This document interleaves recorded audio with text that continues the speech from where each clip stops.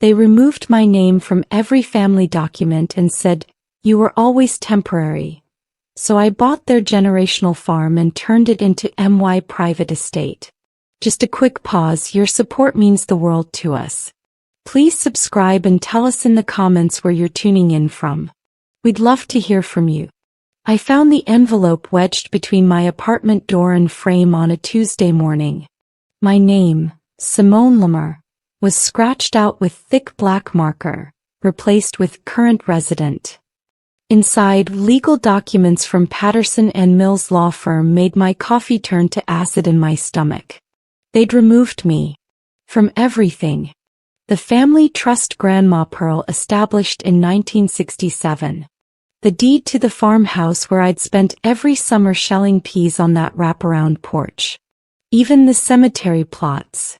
My hands shook as I read Aunt Cherise's addendum. Simone was never blood. Should have never been included. This corrects a long-standing mistake. 28 years. 28 years of Sunday dinners, of braiding my cousin's hair, of staying up nights when Uncle Kenneth had his surgery. I grabbed my phone and called Mama, the woman who raised me after my birth mother died when I was 3. "Baby, I wanted to tell you," she whispered, her voice cracking. "They made me choose. Sign the papers or lose my inheritance too. Your daddy's medical bills." Who led this? My voice was ice. Cherise. After she found out about the property appraisal. "That farm's worth $12 million now, baby. Developers want it for some luxury resort. She convinced everybody you weren't. That you didn't deserve a cut." I hung up and stared at those crossed-out letters. My chest felt hollow then burning. They'd erased me like I was a mistake. A temporary placeholder in their bloodline. But they'd forgotten something crucial. I'd been working in commercial real estate for 6 years. And I knew exactly how to make them regret this. I couldn't stop staring at those documents. My mind dragged me back to 1998 when I was 8 years old, sitting on Grandma Pearl's lap on that same porch they'd just stolen from me. "Simone, baby girl," she'd said, her weathered hands cupping my face. "You see this land? Been in our family since your great-great-granddaddy bought it in 1889. First free land a black man could own in this county. He got his eyes, child. Same fire. But Cousin Rashad says I'm not real family," I'd whispered, tears hot on my cheeks. Grandma Pearl had pulled me close.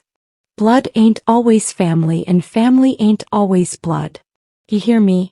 I put your name on these papers myself. This land is yours much as anybody's."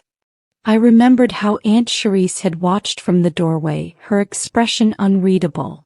Now in my apartment I pulled out the shoebox from my closet. Inside were 20 years of birthday cards from Grandma Pearl, each one signed, "To my precious granddaughter." Beneath them a separate envelope marked, "For Simone. Open when you're ready." My hands trembled as I broke the seal. Inside was a handwritten letter dated 3 weeks before Grandma Pearl died in 2019. "My dearest Simone, if you're reading this, then the vultures have circled. I knew they would. Cherise always counted money before love.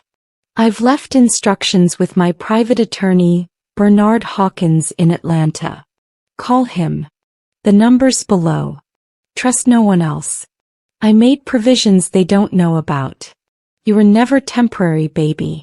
You were always the one I trusted most. Fight for what's yours. Grandma Pearl." I grabbed my phone, my heart hammering. Everything had just changed. Bernard Hawkins's office in Buckhead screamed old money and older secrets. He was 70-something with silver hair and eyes that had seen generations of family warfare. "Miss Lamar, please sit." He pulled out a folder thick with documents. "Pearl was my best friend's daughter. Known her since she was in pigtails. When she came to me in 2018 she was worried. Said Cherise had been asking too many questions about property values. Why didn't she tell me? She did in her way. That letter was her insurance policy." He slid papers across his mahogany desk.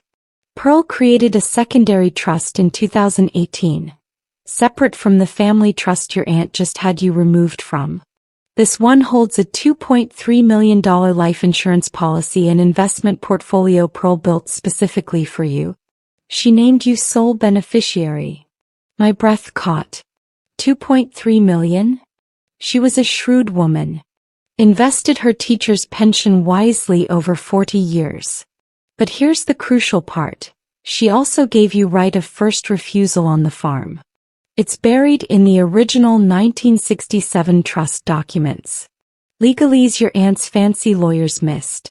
If the family ever decides to sell that property, you have 30 days to match any offer. They're already selling it? Bernard's smile was sharp. Development group called Pinnacle Properties offered $11 million last week. Your aunt's shopping for beach houses in Hilton Head. But they can't close without notifying you first. That's the law. I leaned back, my mind racing. How long do I have? Notice goes out Friday. Then your 30 days starts. Miss Lamar, can you match 11 million? No. I met his eyes. But I know who can. And I know exactly how to make this hurt. I called my boss, Diana Chin from Bernard's parking lot. She'd been trying to get me to partner on bigger deals for 2 years, but I'd been too cautious. Not anymore. Diana, remember that institutional investment fund you mentioned? The one looking for Georgia properties. Riverside Capital? They've got $500 million to deploy. Why? I need you to set up a meeting. Today. I found us a deal that'll make our careers. 6 hours later, I sat across from Kenneth Reed, Riverside Capital's Senior Acquisitions Director, in a downtown Atlanta conference room. He was 40-something, impeccably dressed, skeptical. You're asking us to invest $11 million in a rural farm? Kenneth scrolled through the property photos. Miss Lamar, we typically do commercial mixed-use developments.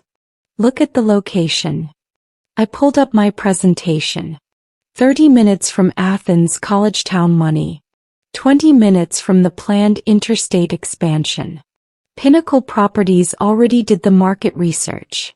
They want to build luxury agritourism resort. Boutique hotel, wedding venue, farm-to-table restaurant. Projected revenues of $8 million annually within 3 years. So why not let them build it? Because I have right of first refusal and I'll match their offer. Then we build it ourselves and cut them out completely. Better yet, I know this land intimately. Every acre. The creek that floods, the perfect vineyard location, the heritage pecan grove that's worth $300,000 alone. I'm not just bringing you property. I'm bringing you insider knowledge they'd spend years figuring out. Kenneth leaned forward. What's your stake in this? I want 20% equity and management control. And I want my name on every single document. Permanently. His smile was slow. You've got a personal angle here. Family business. Does that matter? Not if the numbers work. He extended his hand. Let's ruin someone's day. ## Chapter 5. The notice. The certified letter arrived at Aunt Sharice's house on Friday, exactly as Bernard promised. I knew because my cousin Destiny, the only one who'd texted me after the erasure, sent me a photo. Girl, she's losing it, Destiny's message read. She's screaming about lawyers and how this can't be legal. Uncle Kenneth looks sick. Mama's crying. What did you do? I didn't respond. Instead, I drove to the farm that Saturday morning. The gate was unlocked. They'd gotten lazy, already spending money they didn't have. I walked the property alone, my boots crunching on the gravel drive Grandpa James had laid in 1973. The pecan grove whispered in the October wind. The old barn where I'd hidden during childhood hide-and-seek sagged but stood proud. Behind the main house, Grandma Pearl's garden had gone wild with late-season tomatoes and basil that smelled like memory. I heard a car approach, Aunt Sharice's Mercedes. She climbed out, fury radiating off her like heat. What the hell do you think you're doing? She marched toward me, designer heels sinking in the soft earth. This is private property. You're trespassing. Actually, I'm exercising my right of first refusal. Check with your lawyers. The ones who missed that little clause in Grandma's original trust. Her face went purple. You don't have $11 million. You're a junior associate at some strip mall real estate office. Commercial real estate firm. And you're right, I don't have 11 million. But my investment partners do. We're matching Pinnacle's offer by end of business Monday. Partners. Her voice cracked. Simone, baby, let's talk about this. There's been a misunderstanding. A misunderstanding? You removed me from every family document. Told the lawyers I was never blood and didn't deserve Grandma Pearl's legacy. I stepped closer. You said I was always temporary.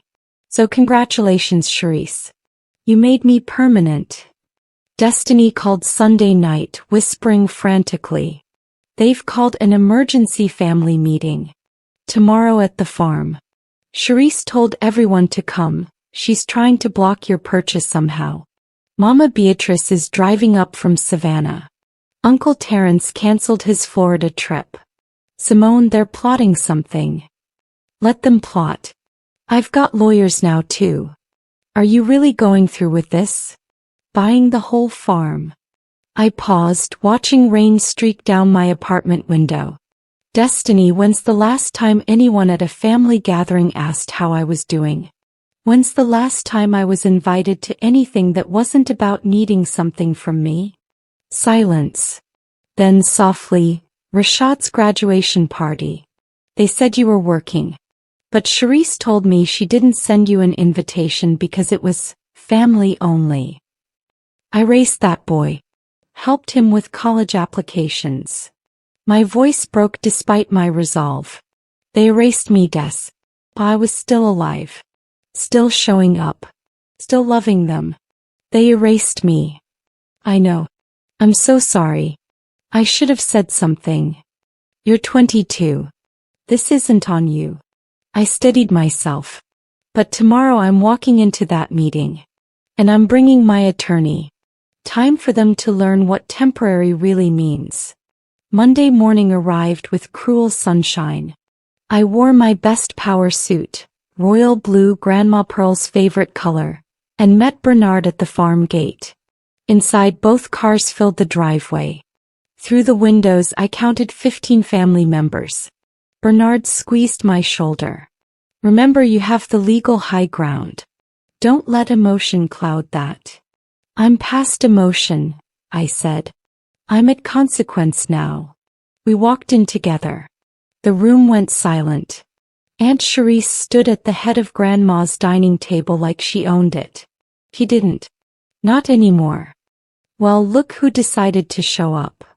Aunt Sharice's smile was venom wrapped in honey. Simone, sweetheart, we need to discuss this situation. I think there's been a terrible misunderstanding about your right of refusal claim. No misunderstanding. Bernard placed his briefcase on the table. Bernard Hawkins, Mrs. Lamar's attorney.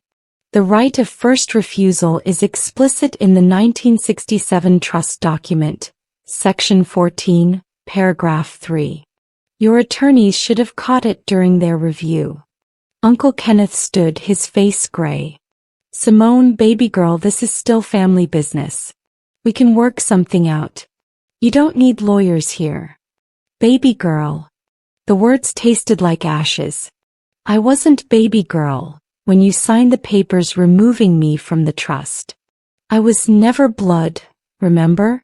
That's what the legal addendum said. The one you all signed. Mama sat in the corner, tears streaming. Baby, please. Don't. I held up my hand. You chose. When Sharice made you pick between your daughter and money, you chose money. That's your right. But now it's my turn to choose. Aunt Beatrice, Grandma Pearl's sister, spoke from the couch. She was 81, sharp as broken glass. Pearl told me she made provisions for you. Charisse said you got nothing, that Pearl agreed you weren't really family. That was a lie, wasn't it? Charisse's face went white. Aunt B, that's not. Don't you dare lie to me, girl. Aunt Beatrice struggled to her feet. I told Pearl to cut you out 30 years ago, Charisse. Told her you counted pennies before love. But she believed in second chances. Simone, baby, what exactly did Pearl leave you? Bernard answered. A separate trust worth $2.3 million, established in 2018 with Miss Lamar as sole beneficiary. Plus, this right of first refusal, which Mrs. Lamar seemed unaware of. The room exploded. 2 million. Rashad shouted. He was 24 now, entitled as ever. Grandma Pearl left you 2 million? That's not fair. I'm her actual grandson. Fair. I laughed hollow. Tell me about fair, Rashad. Did you stay with her through chemo? Did you clean her house every Saturday for 3 years? Did you hold her hand at 3 a.m. when the pain was too much? Oh. You visited twice a year and asked for money. That's not true. His mother, Aunt Monique, stood. Rashad loved his grandmother. He loved her checkbook. We all know it. Destiny finally spoke up. And before everyone attacks Simone, let's remember, Charisse called this family meeting before any of us knew about Grandma Pearl's separate trust. She was already trying to cut Simone out of the farm sale. What were you going to do with that money, Aunt Charisse? Charisse's husband, Derek, cleared his throat. This is inappropriate. We're family. We should handle this privately. Family. My voice cut through the room. Let me tell you about family. When my mama, my birth mama Diane, died, Grandma Pearl took me in. I was 3 years old. She held me when I cried for a mother I barely remembered. She taught me to read on that porch. She walked me to the bus stop every morning for 10 years. I pulled out the stack of birthday cards from my bag, decades of them. She wrote me a card every single birthday. Never missed one. To my precious granddaughter. Not adopted. Not temporary. Granddaughter. But y'all decided that didn't count because we didn't share DNA. Uncle Terrence shifted uncomfortably. Simone, it's more complicated than that. The developers offered a lot of money. We all have bills, families to support. So you erased me for convenience? For cash. I slammed the cards on the table. I have a family to support too. Mama's medical bills that he took on. That's different, Charisse snapped. Why? Because she's blood? I air quoted viciously. Or because you needed a justification for greed? Aunt Beatrice walked slowly to a cabinet in the corner, pulled out a worn wooden box. Since we're having truth-telling time, y'all need to hear something. Pearl made me promise to keep quiet, but she's gone now and this family's eating itself. She opened the box, pulled out ancient papers. These are DNA test results from 1998. Pearl had them done on every grandchild after Kenneth's heart attack. Wanted to update medical records. Simone, baby, you are blood. Your mama Diane was Pearl's biological daughter. But there's more. My world tilted. What? Rashad, honey, I'm so sorry. Aunt Beatrice looked at my cousin with pity. You're not Pearl's biological grandson. Your daddy, Kenneth, was adopted by Pearl and James in 1969. They never told him because it didn't matter. He was their son, period. But technically, Simone has more blood claim to this family than half the people in this room. The silence was nuclear. Uncle Kenneth's face crumbled. What? Oh, my birth certificate. Says Pearl Lamar because that's who raised you. Who loved you. Biology didn't matter to Pearl. But apparently it matters to y'all. Aunt Beatrice's glare swept the room. Y'all used blood as an excuse to steal from Simone. But even by your own twisted logic, you're wrong. Charisse grabbed the papers, scanning frantically. This can't be right. Kenneth, you never told me. Because I didn't know.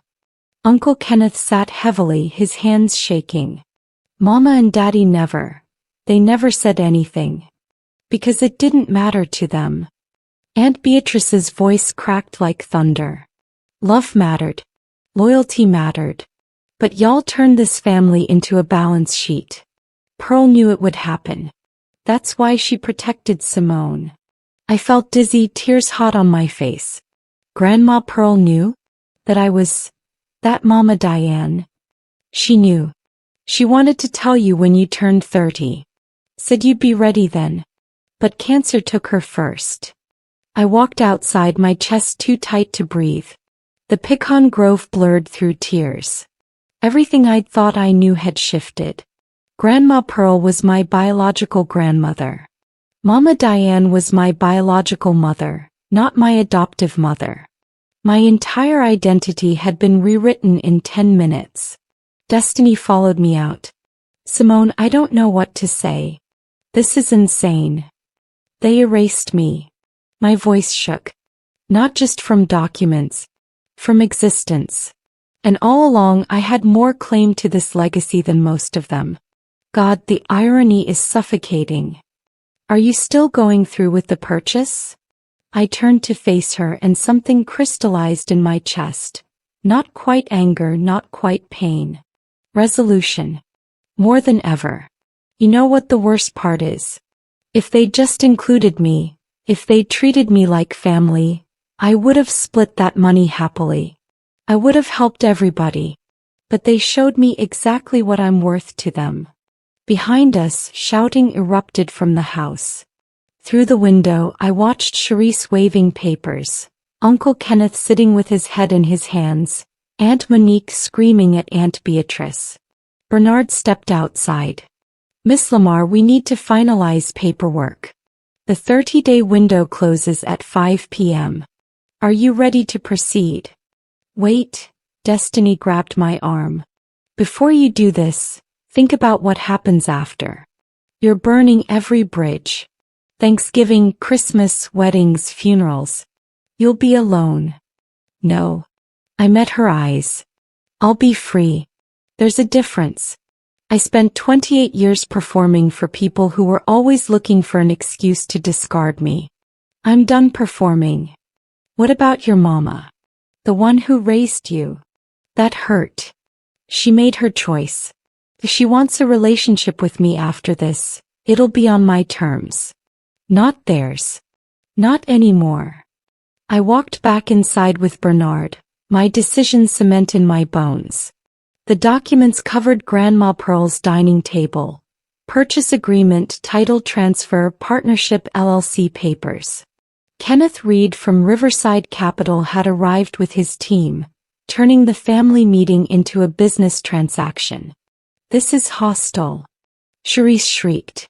You can't just swoop in and steal our family land. I'm not stealing anything. I picked up the pen.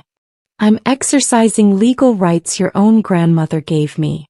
Rights you tried to erase because you thought I couldn't fight back. You were wrong. Simone, please. Mama's voice broke. Don't do this out of anger. That's not who you are. I finally looked at her. The woman who'd raised me, who'd braided my hair and taught me to drive and held me through heartbreak. The woman who'd signed papers erasing me to save herself. You're right. This isn't anger. My hand was steady.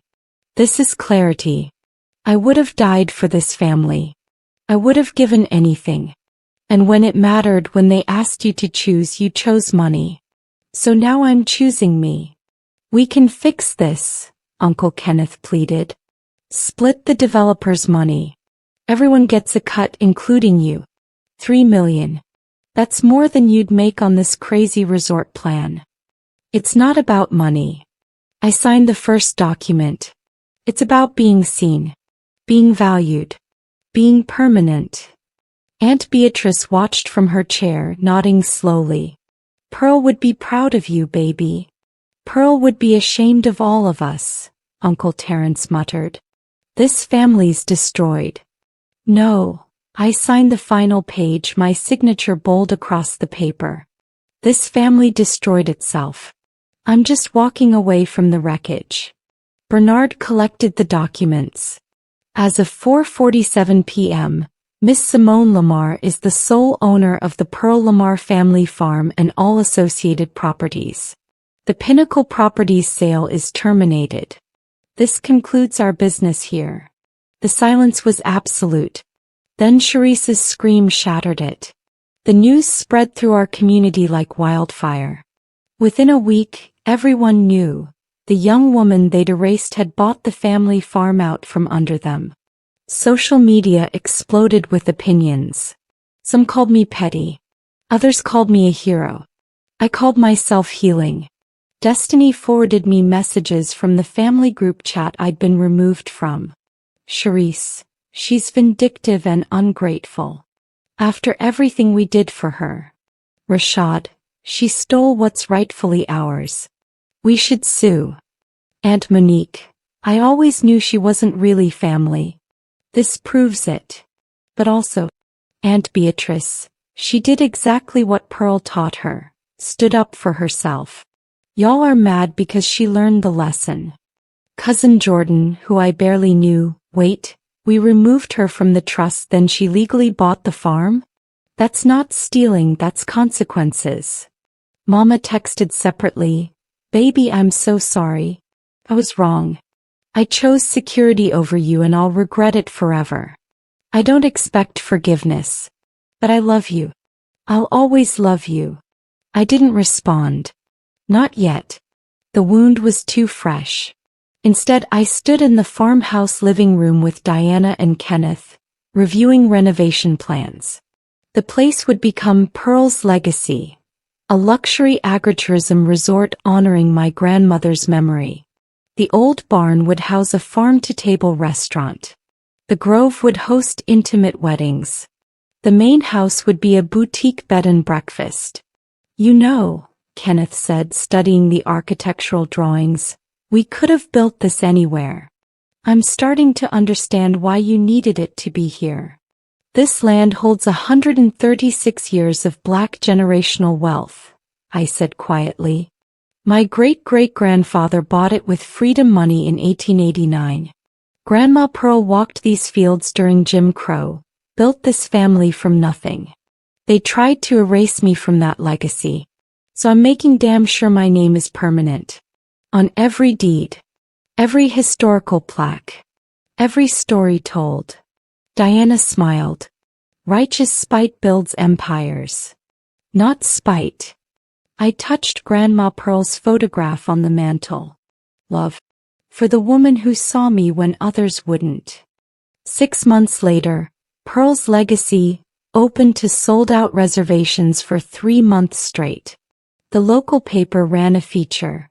Granddaughter honors matriarch's vision with stunning agritourism resort. The article told the whole story. The erasure, the DNA revelation, the buyout. We became a case study in business school, how to turn personal betrayal into financial success. Opening night, I stood on Grandma Pearl's porch, my porch now, in a royal blue dress, greeting guests. Politicians, investors, community leaders, and people who'd watched this family drama unfold. Destiny came bringing her new girlfriend. Aunt Beatrice came, riding a golf cart because her knees couldn't handle the walk, grinning like she'd won the lottery. Mama came.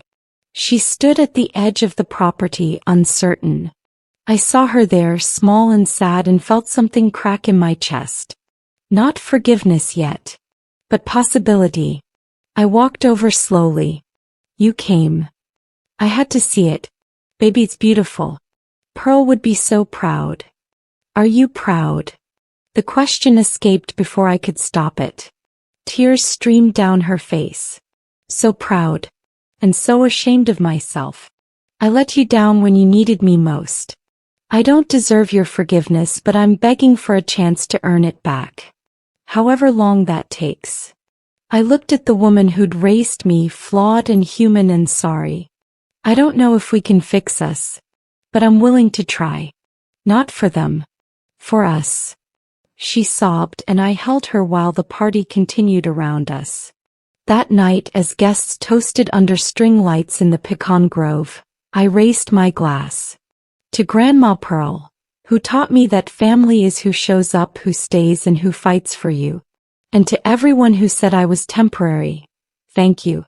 You freed me to become permanent on my own terms. The applause was thunderous. My phone buzzed. A message from an unknown number. This is Charisse. We need to talk. I deleted it without reading further, turned off my phone, and danced under the stars on land that would bear my name for generations. They tried to erase me. Instead, they'd created a legacy. I was never temporary. I was inevitable.